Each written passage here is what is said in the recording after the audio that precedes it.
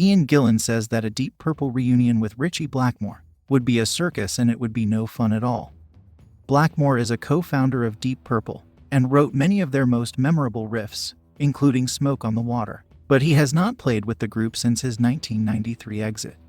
Steve Morse effectively took over Blackmore's slot in 1994 and has since been in the group longer than Ritchie. Gillen addressed his long-standing feud with Blackmore in a new interview with Vikram Chandrasekar of Tales from the Road, asked if he is still in contact with Ritchie and whether there was any chance at all of the guitarist ever sharing the stage with Deep Purple again. Ian said, "No.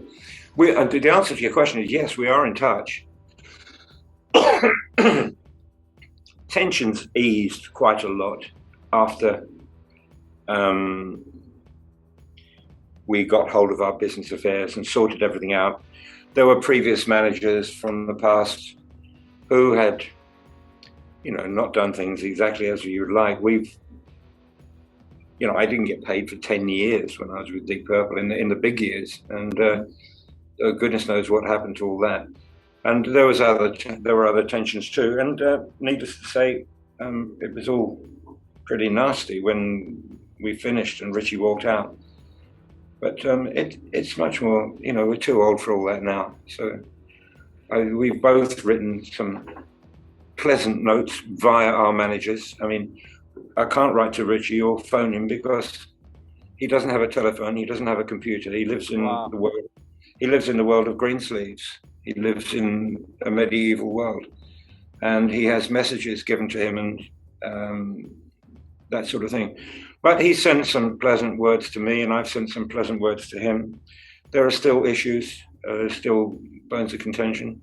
I've seen a lot of rubbish being spoken. It's not worth even rising to the occasion, but I hear David Coverdale and others talking about what happened at the Hall of Fame, the Rock and Roll Hall of Fame issue. Well, it's all complete. We were very kind to everybody, the current band, and we did invite Ritchie to play Smoke on the Water with us at the ceremony, but he declined. And so I think all of those are just opportunistic remarks from the others. We've never had any antagonism towards Ritchie. He has his own interpretations, and the rest of us have our interpretations. So it's really not worth being fired up about it. But I think probably this late in our career, and with things moving along so pleasantly for the band, it would naturally enough. We discussed this years and years ago when it was first talked about. It would be a circus. It would be a circus and take away. It would be a distraction to everything we're doing, to be honest. And it would be no fun at all because we don't work that way anymore. Blackmore previously suggested that Purple's manager had blocked him from joining his former bandmates on stage during the 2016 Rock and Roll Hall of Fame induction ceremony, and he used that as an excuse for not attending the event. Despite Blackmore being a no-show at Rock Hall, he was given several shout-outs during the induction speeches of the Deep Purple members in attendance. In addition, Metallica drummer Lars Ulrich, who inducted Deep Purple into the institution, praised Ritchie fucking Blackmore for one of the most memorable guitar riffs of all time on Smoke on the Water. Late last year, Coverdale expressed his exasperation at Deep Purple for how he and Glenn Hughes were treated by their former band ahead of their Rock and Roll Hall of Fame induction.